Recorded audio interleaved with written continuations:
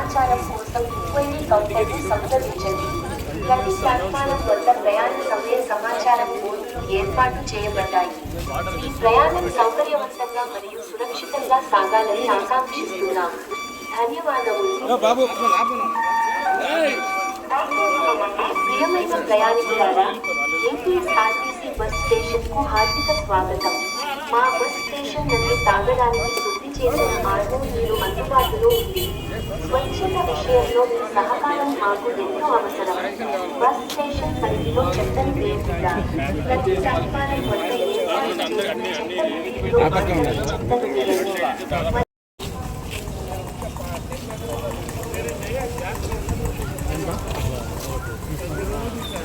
బిన్నులో మాత్రమే చెత్తను వేయండి.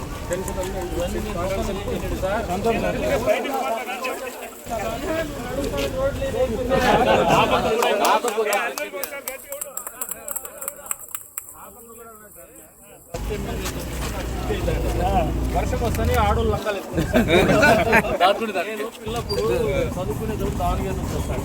గోరెంట్లోకి వస్తాను. నువ్వు యూరియా తింటాను. నేను అయినాక అట్లా నన్ను తింటారని.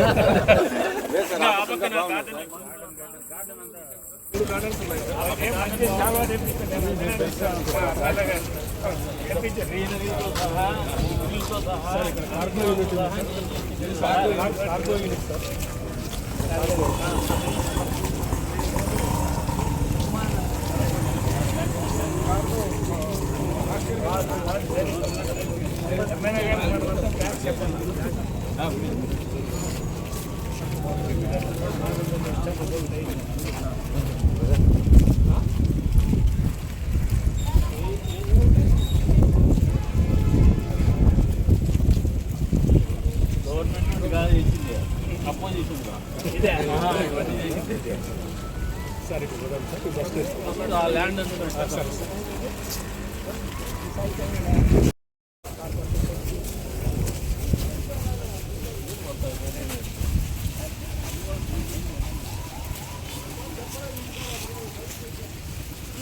అడుగుతున్నాను సార్. ఒకటేమంటే ట్యాక్సీ స్టాండ్ బయట మునిపెట్టి గల్సేస్తుల దగ్గర ఉండేదానికి మున్సిపాలిటీకి అది ఒకటి లీజ్ ఒకటి పార్కింగ్ ప్లేస్ ఇచ్చి దానికి రెవెన్యూ మీరే జనరేట్ చేసి ఇక్కడే పక్కన మెయిన్ రోడ్ మీదే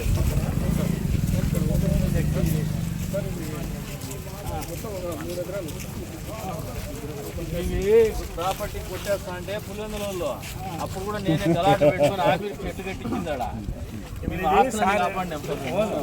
ఎగ్జిబిషన్కి ఖాళీ ఎందుకని నీట్గానే ఉంటుందని చెప్పారు. ఇదే అడుగుతాండి.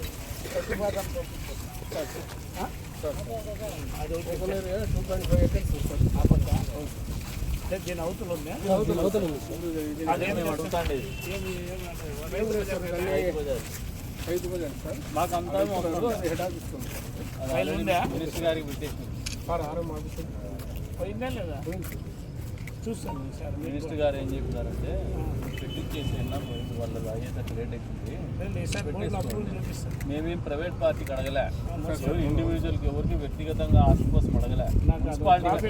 మున్సిపాలిటీకి అడిగినాం. డబ్బు కూడా మీకు మున్సిపాలిటీ కడుతుంది ఎవరి మంత్. మీకు రెవెన్యూ వస్తుంది, మీ ప్రాపర్టీ ప్రొటెక్ట్ అవుతుంది. గవర్నమెంట్ మీకు ఇబ్బంది ఏముంది? ఏం లేదు. ఇండివిజువల్కి అయితే ప్రాబ్లం మీకు. ఎవరు కొట్టేసే ప్రోగ్రామ్ పెట్టినట్టు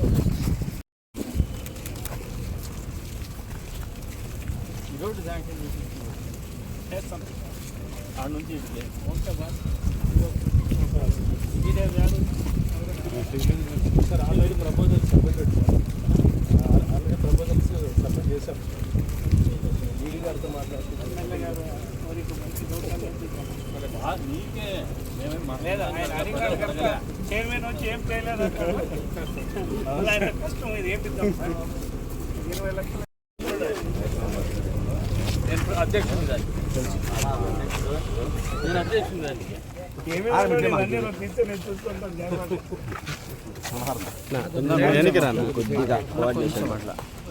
ఆయన పడగొట్టే మనం అందరూ బాగుంటాం. కొద్దిగా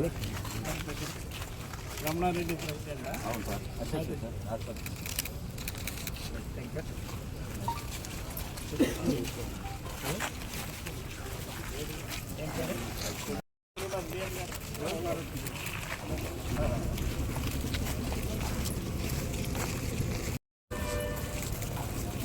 ఇంకో టెర్మినల్ కాలమా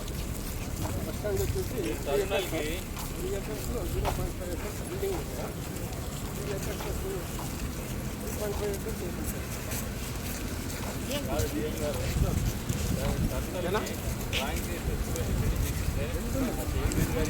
సంతోషం పోయినా సీఎస్ డబ్బులు ఎప్పుడో ఏడాది వాడచ్చు ఆయన